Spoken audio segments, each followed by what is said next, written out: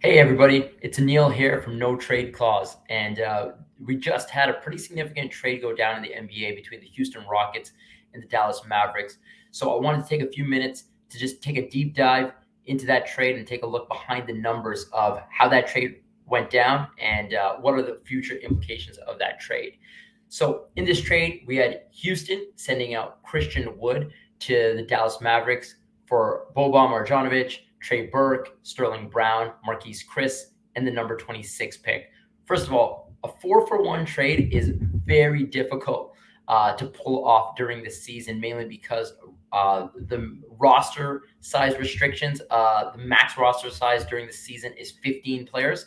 But during the offseason, the max roster size changes to 20 roster spots, which is the first thing that makes this trade possible.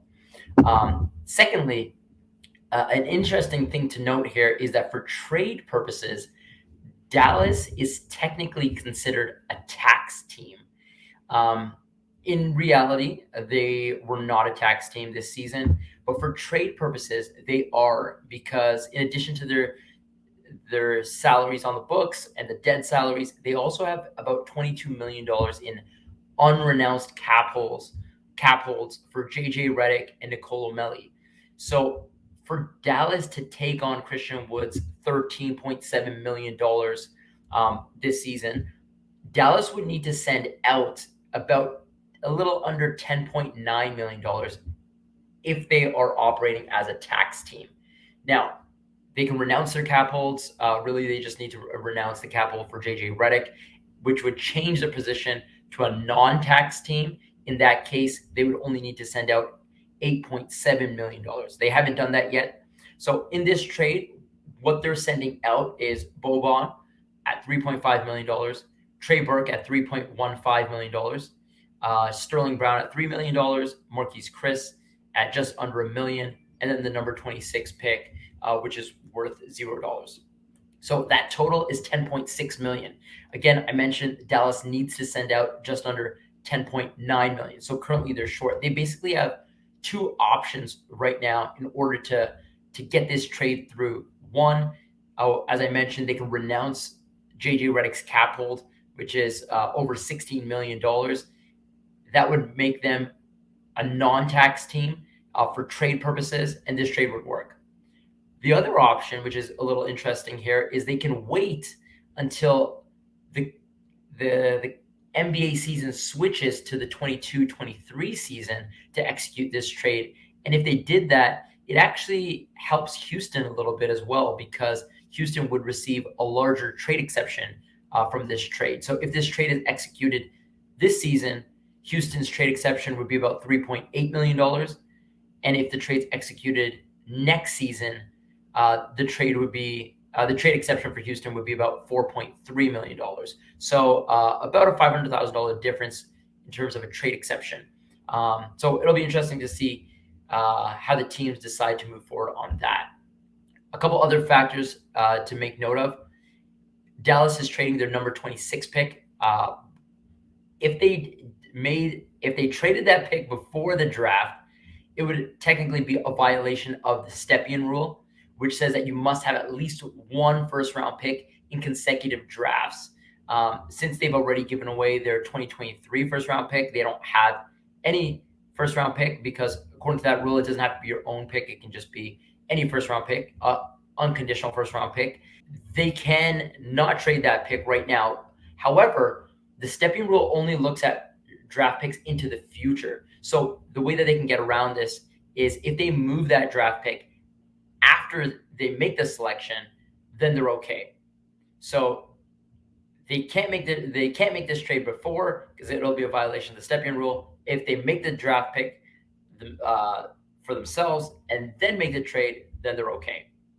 So another factor to consider here is to make this trade work, Trey Burke has to opt into his $3.3 million player option because a player can't be traded during this window, basically the offseason before the next season. A player can't be traded if their contract is ending or could end by exercising an option, whether it's a player option, a team option, an ETO. So Trey Burke has to opt into his player option. He also has a 7.5% trade kicker, which Dallas pays. And for trade math purposes, it doesn't count for outgoing salary for Dallas, but it does count for incoming salary for Houston. And lastly, there's a certain there's a little implication here on Christian Wood's extension.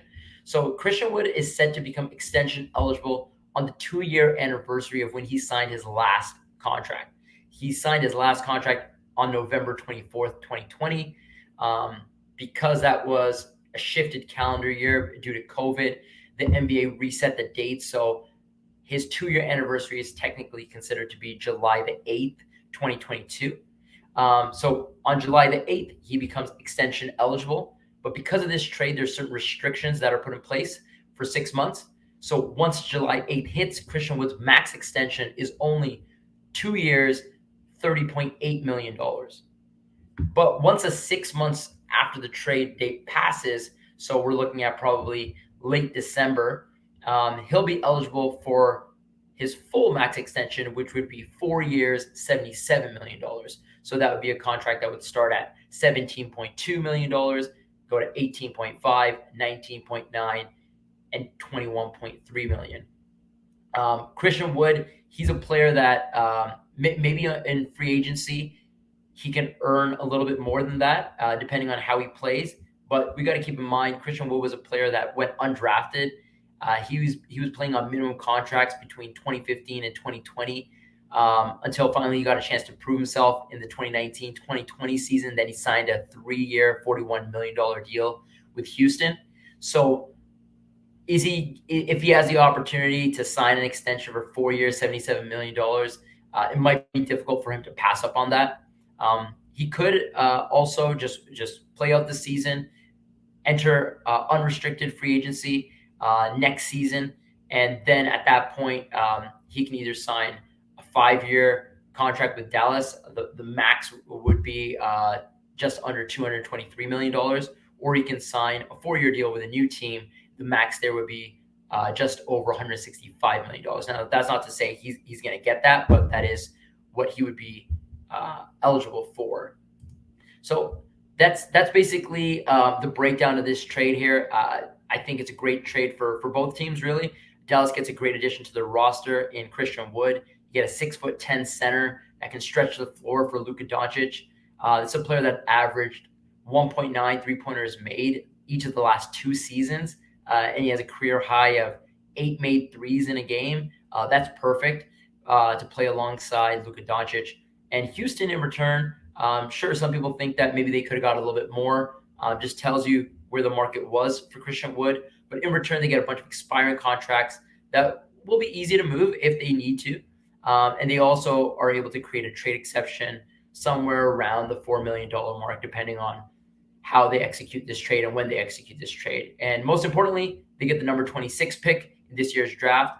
And offloading Christian Wood was a priority for them so that they could create some playing time for the young players, especially the number 3 pick, whoever that ends up being, because the goal will be to continue to develop their young players for the future. So that's the breakdown here. If you guys have any questions, feel free to reach out. And you can also check out the updated cap sheets on notradeclause.com.